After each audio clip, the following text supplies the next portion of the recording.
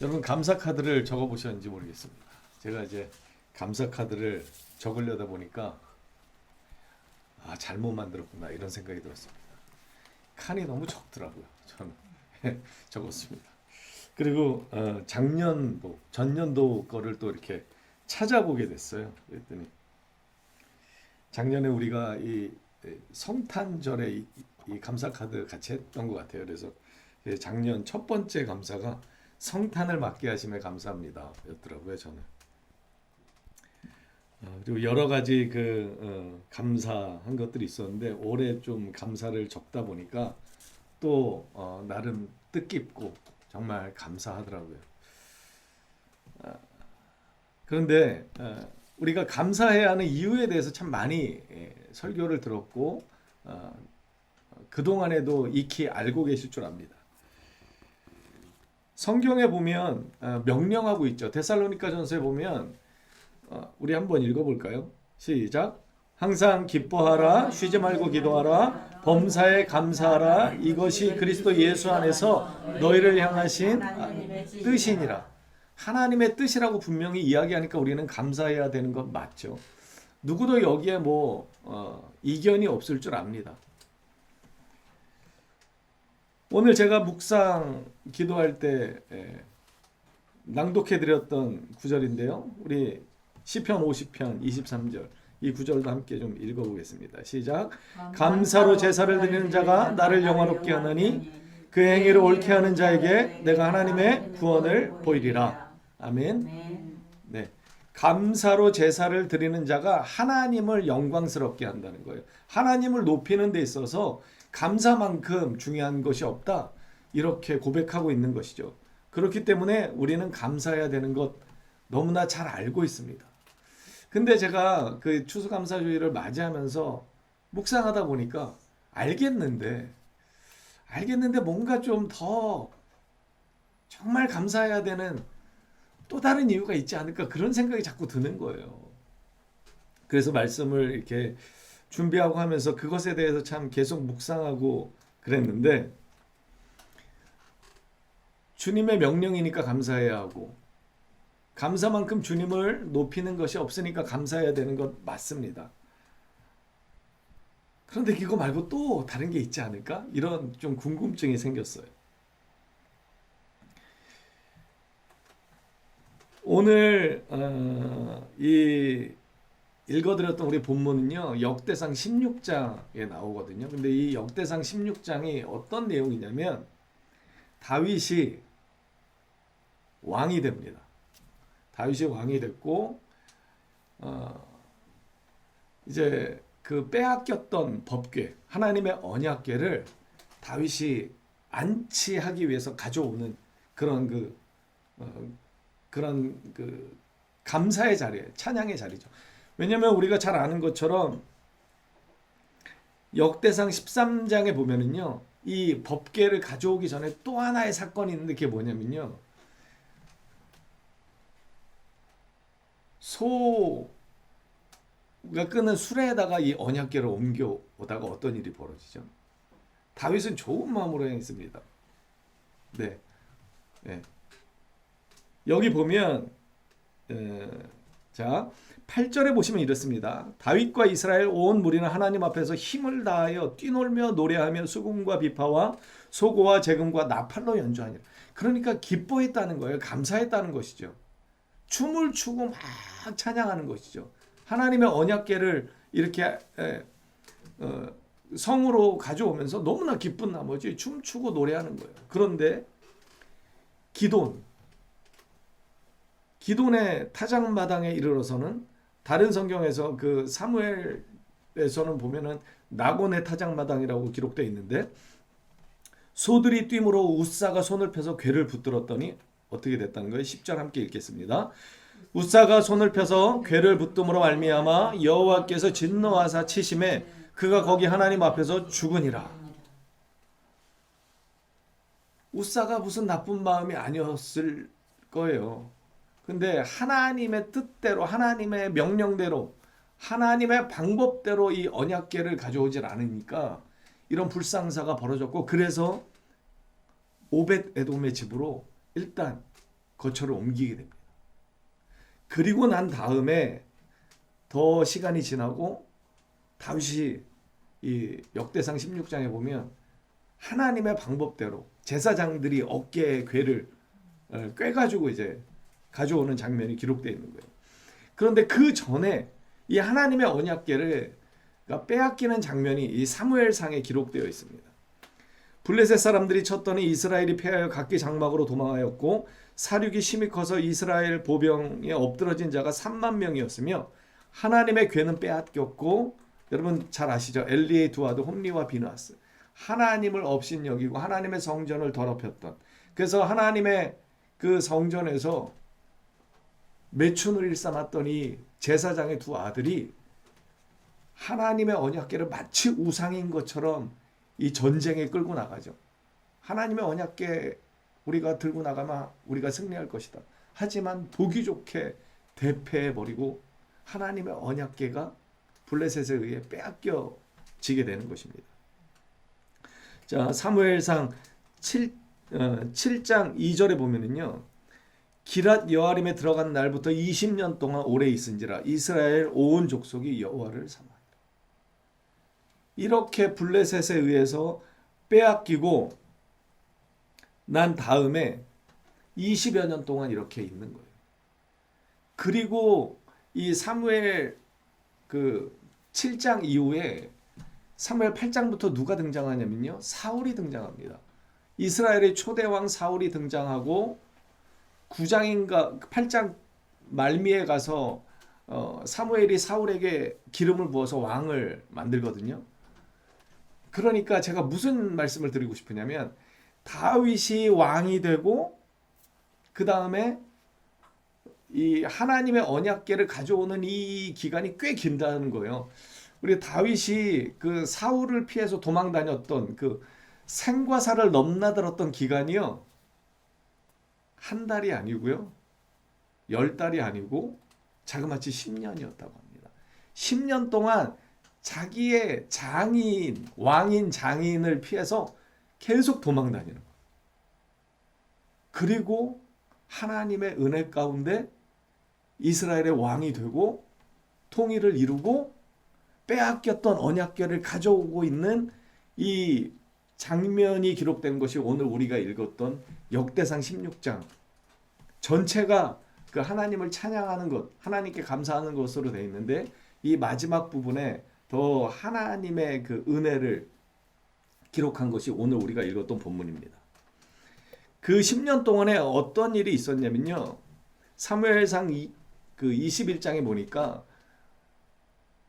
사울을 피해서 도망 다니기 시작합니다. 그래서 가드 왕 아기스에게로 피하는데, 그 아기스의 신하들이 이 다윗이 누군지 아십니까? 이렇게 얘기를 하는 거예요. 이 다윗은 사울이 왕이었을 때, 사울이 전쟁에서 승리할 때도 사울이 죽인 자는 천천히고 다윗이 죽인 자는 만만이로다, 이렇게 칭송받던 전사 중의 전사입니다. 위험한 인물입니다. 우리를 언제 칠지 모르는 그런 용맹스러운 적군의 장수이고 사울의 사위이기도 합니다. 이렇게 하니까 어떻게 해요? 생명의 위협을 느낀 거죠. 그래서 다윗이 지금 어떻게 하는 거예요? 우리 본문 한번 읽어볼게요. 시작. 다윗이 이 말을 그의 마음에 두고 가드왕 아기스를 심히 두려워하여 그들 앞에서 그의 행동을 변하여 미친 채 하고 대문짝에 그적거리며 침을 수염에 흘리며. 그 용맹스러운 다윗, 사무엘상 17장에 보면 다윗이 기가 막히게 등장하죠. 골리앗이라고 하는 이 적군의 장수가 이스라엘을 모욕할 뿐만 아니라 이스라엘이 섬기고 있는 하나님을 모욕하는데도 어느 누구도 나서지 못하죠. 그때 다윗이 기적같이 일어서 나아갑니다. 그렇게 등장했던 다윗이 지금 어떤 상태가 되었어요? 생명을 부지하기 위해서 다른 나라 왕 앞에서 미친 척하는 거예요. 웃으면서 침을 질질 흘려가면서 확 땅에다가 막 이렇게 끄적거리면서 살기 위해서, 하나님의 이름을 지키기 위해서 자기의 생명도 아끼지 않고 던졌던 이 다윗의 삶이 지금으로 보면 기가 막히죠. 하나님의 이름이 모욕받는 것이 너무나 화가 나서 참을 수 없어서 정말 거침없이 달려나아갔던 그 인생을 살았던 다윗인데 지금 어떻게 됐습니까? 생명을 부지하기 위해서 미친 척을 하고 있어요. 그런 다윗이 얼마나 힘들었을까요? 이 세월이 10년이 넘었습니다. 그리고 오늘 우리가 읽었던 본문에 정말 하나님의 그 언약궤를 왕이 된 다윗이 모셔오는 거예요. 얼마나 기쁠까요? 그럼 이걸 상상해 보셨으면 좋겠습니다. 좀 마음에 이렇게 새겨 보셨으면 좋겠어요. 10년을 생명을 부지하기 위해서 도망자로 언제 죽을지 모르는 그 생명의 위협 가운데 이유는 단 한 가지입니다. 믿음으로 살고 하나님의 이름을 지키기 위해서 살았는데 장인이라는 사람이 자기를 죽이기 위해서 그리고 적군의 위협 가운데서 이렇게 살아가고 있는 것이죠. 기가 막힌 것이죠. 그런 그가 결국엔 이런 엄청난 그 수모와 고난과 시련을 이겨내고 왕에 등극해서 지금 왜 언약궤를 가지고 오는 것일까요? 이 모든 것이 누구의 은혜였다? 하나님의 은혜였음을 고백하는 것입니다. 그래서 그는 기뻐할 수밖에 없는 거예요. 제가 작년 우리 여름부터 해서 저희 가정에 참 어려움이 있었습니다. 여러분도 너무 잘 아시고 함께 기도하고 함께 이렇게 격려해 주시고 응원해 주시고 마음을 모아 주셔서 제가 너무나 감사하게 생각하는데 작년 이맘때 기도 제목이 이거였죠. 투석을 하지 않고 수술할 수 있게 해달라고 그렇게 기도했어요. 제 기억으로 3월 16일인가가 원래 수술 예정일이었는데 12월부터는 몸이 너무 안 좋아져가지고 어쩔 수 없이 응급실에 갔고 그날부터 투석을 할 수밖에 없는 상황이었고 그냥 투석을 하면 그래도 버틸 줄 알았는데 투석을 할 때마다 너무너무 아프고 그래서 막 공황장애가 생길 만큼 힘들고 어렵고 그래서 갈 때마다 늘 불안하고 초조하고 그래서 겪을 걸 다 겪었죠. 그 한 6개월 동안에 2군데를 뚫고 이 투석을 이렇게 하면서 참 힘들었습니다. 그런데 제일 더 힘들었던 때가 이제 알 수 없는 염증이 갑자기 발생을 하면서 염증이 잡히지 않는 거죠. 병원에 걸어서 갔는데 한 달 동안 병원에 있었어요. 한 2주쯤 지나니까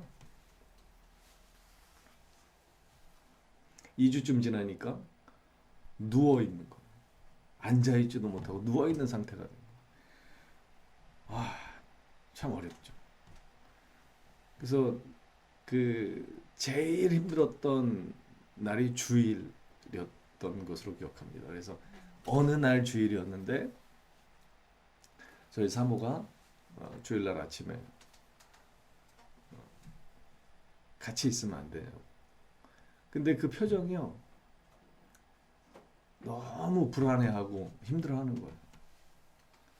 그래서 제가 알겠다고 그러고 이제 기도를 이렇게 잠깐 혼자 하는데 그 전년도 예배 영상을 좀 찾아봤습니다. 제 설교 요약도 이렇게 좀 찾아보고 그랬더니 안식일에 관련된 설교였어요. 그 전년도 그 주일이. 그래서 아마 제가 이렇게 그 영상으로 대체하자고 올려드렸는데 안식일에 생명을 구하는 것과 하나님의 그 규율을 지키는 것 어느 것이 더 중요하냐? 생명을 지키는 것이 당연히 안식일의 기본 정신이기 때문에 그렇게 대체했던 기억이 나는데 그런데 기가 막히게 목사인 입장에서 주일을 어쨌든 이렇게 설교의 자리에 서지 못하고 교회에 오지 못하고 이렇게 온라인으로 전년도 영상으로 이렇게 예배를 드리지만 참 여러 가지 복잡한 마음이 들기도 했습니다. 그럼에도 불구하고 그 함께 예배하면서 은혜도 받고 그랬는데 그날 아침부터 저희 아내가 회복되기 시작했어요. 기가 막히게 그날부터 회복되기 시작해서 그 주 토요일 날 저희가 퇴원을 했던 것으로 기억합니다. 물론 퇴원할 때도 정말 계단 하나 오르기 힘들어가지고 부축을 해야 되고 먹지를 못해가지고 엄청 걱정을 했지만 그럼에도 불구하고 퇴원하는 것이 더 낫겠다 싶은 마음이 들어서 의사는 뭐 다음 주에 퇴원하면 좋겠다 그랬지만 저희가 막 우겼어요. 그냥 하루라도 빨리 좀 나가고 싶다. 근데 퇴원하던 날 죽도 못 먹었거든요. 막. 예. 그 두유도 먹지를 못했어요. 그래서 제가 속상해서 한 숟갈 더 먹으라고 이렇게 하다가 몇 번 그 병원에서 토도 하고 그래가지고 제가 그 뒤로 더 먹으라는 얘기도 못했어요. 그런데 퇴원하던 날 떡볶이인가요? 뭘 먹고 싶다고 그랬죠. 뭘 먹고 하여튼 그날 저녁에 삼겹살을 구워서 먹었습니다. 그리고 그때부터 회복되기 시작해서 정말 전혀 예상도 못. 왜냐면 제가 병원에 있을 때 과연 수술을 할 수 있을까 싶었어요. 수술 날짜를 다시 잡을 수 있을까? 그런 걱정이 있었는데 퇴원하고 2주 만에 완전히 회복돼서 저희가 참 감사했던 그 기억이 나는데 제가 그 뒤에 한참 뒤에 여기 사모가 그런 얘기를 하더라고요. 사실은 그날 새벽에 어떤 일이 있었냐면 꿈을 꾸는데 뭘 잡으면 자꾸 놓치고 뭘 이렇게 잡으라고 해서 잡는데 도망가 있고 근데 계속 그러더래요. 그래서 막 가위 눌린 것처럼 너무 답답하고 막 속상하고 그런데 누가 막 비웃는 것 같기도. 그런데 꿈속이지만 이게 사탄이 자기를 농락한다는 이런 생각이 들었대요. 그래서 사탄을 대적했대요. 사탄을 대적하면서 너한테 속지 않는다고. 괴롭히지 말라고. 그러면서 이제 그 하나님이 마음을 주셨는데 어떤 마음이냐면 왜 기도하는데 100% 신뢰하지 못하고 기도하냐. 왜 언제나 기도 응답 받지 못할 것에 대비한 기도를 하고 있느냐. 이런 마음을 주시더래요. 그래서 하나님 앞에 회개하고 이렇게 기도했대요. 오늘 이 시간부터 완전히 고쳐달라고. 하나님이 하셨다는 거 보여달라고. 그러면서 제 아내가 그렇게 또 그 꿈속이지만 다짐을 했대요. 다짐을 하고 고백을 했대요. 내가 지금 너무 힘들고 어렵고 그러니까 일어나 제대로 앉지도 못하고 있지만 반드시 회복해서 작은 예수교회 사모의 역할 꼭 해낼 거고 아내의 역할도 최선을 다해서 다 할 거고 엄마, 딸 역할 내가 반드시 해내겠다. 그렇게 고백을 했다는 거예요. 하나님 앞에. 그러면서 저희가 6월 28일 날 수술을 했는데 수술하고 그 이후의 것에 대해서 전혀 걱정이 없었대요. 자기는 이미 확신을 했고 하나님이 일으켜 주실 것 알고 있었고 의심 가지 않았기 때문에 그래서 그 다음부터는 정말 100%의 믿음을 가지고 하나님이 반드시 그렇게 회복시켜 주신다라고 하는 응답을 주신다라고 하는 그 믿음을 가지고 그렇게 기도를 하게 됐다고 그러더라고요. 그래서 제가 며칠 전에도 그 이야기를 나누면서 참 감동을 많이 받았는데 그러면서 제가 이 추수감사주의를 준비하면서 저희 아내한테 그렇게 물어봤어요. 자기는 왜 감사해야 되냐고 생각하냐고 왜 감사하냐고 그랬더니 저희 사모가 그러더라고요. 과정은 되게 힘들 수도 있고 어려울 수도 있고 답답할 수도 있고 지칠 수도 있지만 하나님은 언제나 결국에는 나에게 가장 좋은 것을 주시고 좋은 길로 인도하시는 분이시기 때문에 자기는 불평이 잘 안 나오고, 그래서 아무리 힘들어도 기다리게 되고 주님께 감사하게 되는 것 같다, 이런 이야기들을 하더라고요. 그래서 제가 그 말을 듣고 이 본문이 생각이 났습니다. 우리가 오늘 읽었던 역대상 16장 이 본문.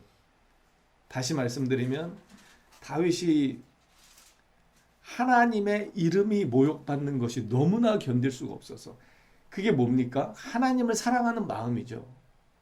여러분, 누가 내 사랑하는 사람을 모욕하고 내 사랑하는 사람을 괴롭히면 가만히 있겠습니까? 못 참죠. 다윗은 그런 사람이었어요. 하나님의 이름이 모욕당하는 것을 참을 수가 없어서 결연히 일어나 그 거인 장수에게 달려들었던 그런 사람입니다. 그런데 그가 그럼에도 불구하고 그 이후의 인생을 보면 너무 비참한 거예요. 너무 힘들고 어려운 거예요. 10년 동안 생명의 위협을 느낀다는 게 얼마나 괴로운 일이겠습니까? 여러분, 누군가가 나에 대해서 안 좋은 소리로 수근수근 하는 것도 며칠을 견디기가 쉽지 않습니다. 누군가가 나를 미워하고 싫어한다는 걸 아는 것이, 그리고 그것을 견뎌낸다는 것이 쉽지 않습니다. 여러분, 쉽게 우리 주변의 그 연예인들 중에 이 댓글의 어떤 악한 댓글들 때문에 생명을 던져버리는 사람들도 많이 있지 않았습니까? 그런데 이 생명의 위협을 느끼면서 살아간다는 것이 결코 쉬운 문제가 아니죠. 그런 그를 하나님께서는 어떻게 인도하셨습니까? 이스라엘의 왕이 되게 하신 것입니다.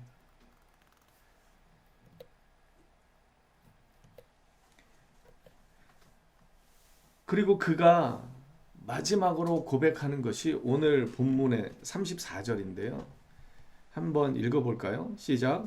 여호와께 감사하라. 그는 선하시며 그의 인자하심이 영원하미로다. 제가 아내의 고백을 들으면서 생각했던 부분이 여기였습니다. 하나님은 선하신 분이시다. 하나님은 선하신 분이시기 때문에 우리는 감사할 수밖에 없다. 이것이 저의 결론이고 오늘 설교의 결론입니다. 여러분, 하나님은 선하신 분이심을 믿으십니까? 나는 악하고 나는 부족하고 나는 미련해도 우리가 믿는 우리의 하나님, 여호와 하나님은 언제나 선하신 분이십니다. 그래서 그분은 우리를 바꾸어 가시고 우리의 힘든 삶의 여정 가운데 우리를 내버려 두시거나 포기하시는 분이 아니라 우리와 함께 하시고 우리를 마침내는 가장 바른 길로, 선한 길로 인도하시는 분이시라는 사실입니다. 그것 때문에 우리는 기뻐할 수 있는 것이고 소망이 있는 것이고 감사의 이유가 되는 것입니다. 여러분, 왜 감사하십니까? 우리가 믿는 하나님이 악한 분이 아니라 선한 분이시기 때문에 그렇습니다. 디모데전서 1장 15절에 보면 바울은 자기 자신에 대해서 이렇게 고백합니다. 내가 죄인 중에 괴수였다. 왜 그랬습니까? 그는 예수님을 온전히 인격적으로 만나기 전까지 예수님을 핍박하는 사람이었습니다. 그랬던 그를 예수님은 걷어주셨습니다. 하나님의 아들로 그를 거듭나게 하셨습니다. 그래서 그가 이런 고백을 하는 것입니다. 시편 기자는요, 사람이 무엇이기에 주께서 그를 생각하시고 인자가 무엇이기에 주께서 그를 돌보시나이까. 이렇게 부족하고 연약하고 정말 보잘것없고 비참한 죄인들을 도대체 거룩하신 하나님께서, 왕이신 하나님께서, 만왕의 왕인 그 영광의 하나님께서 왜 우리를 돌보시냐 이렇게 묻습니다. 심지어 이사야 선지자는 이렇게 고백합니다. 버러지 같은 너 야곱아, 너희 이스라엘 사람들아 두려워 말라. 나 여호와가 말하노니 내가 너를 도울 것이라. 내 구속자는 이스라엘의 거룩한 이이시니라. 버러지 같은 이스라엘 족속을 버러지로 내버려 두지 않고 그 버러지 같은 이스라엘 족속을 사랑하시고 구원하시고 마침내 가장 좋은 길로 인도하시겠다라고 하는 것이 바로 우리 하나님의 선하신 성품입니다. 그렇기 때문에 우리는 마음 놓고 감사할 수 있어야 하는 것입니다. 내가 지금 아무리 답답한 현실 속에 놓여 있을지 모르지만 내가 믿고 내가 의지하는 하나님은 그것을 결국에는 가장 좋은 것으로 바꾸시는 분이심을 여러분 믿으시기를 축복합니다. 아멘. 로마서 5장에 보면 우리 너무나 잘 아는 구절이죠. 우리가 연약할 때 그리스도께서 경건하지 않은 자를 위하여 죽으셨습니다. 우리가 아직 죄인 되었을 때 그리스도께서 우리를 위하여 죽으셨습니다. 우리가 원수 되었을 때에도 주님은 우리를 끝까지 사랑하셨습니다.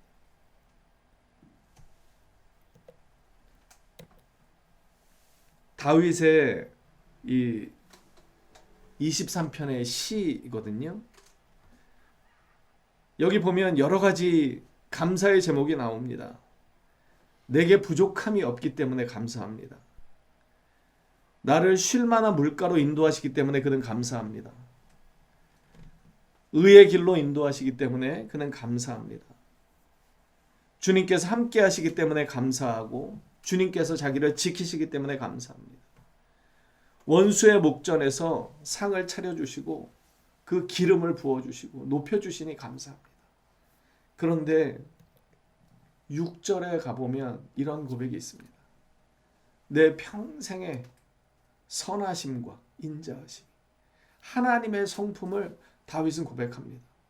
여러 가지 감사의 제목이 있지만 그중 최고의 감사의 제목이 무엇입니까? 하나님의 선하심과 인자하심이 반드시 나를 붙잡고 나를 따르기 때문에 내가 영원토록 여호와의 집에서 살겠다, 이렇게 다짐하는 것입니다. 여러분, 지금의 현실 때문에 낙심하지 마십시오. 불평하지 마십시오. 주님은 어떠한 분이십니까?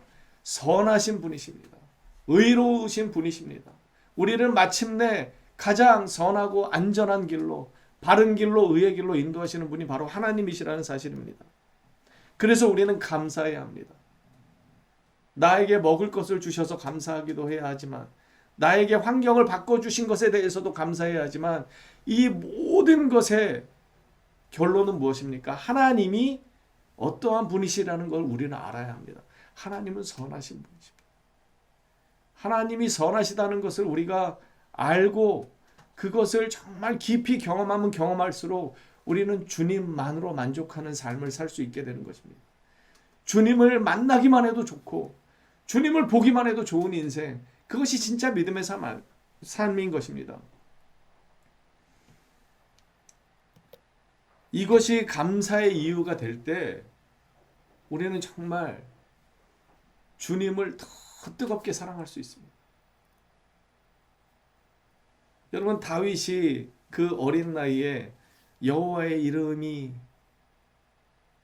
모욕당하는 것을 참을 수 없었습니다. 그런데 그가 수많은 고난과 역경 가운데서 하나님의 선하심과 인자하심을 경험했습니다. 그리고 그가 왕이 됐습니다.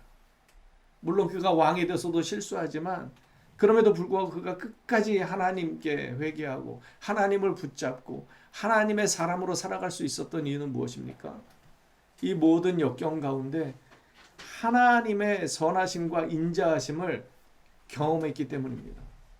여러분, 주님은 선하십니다.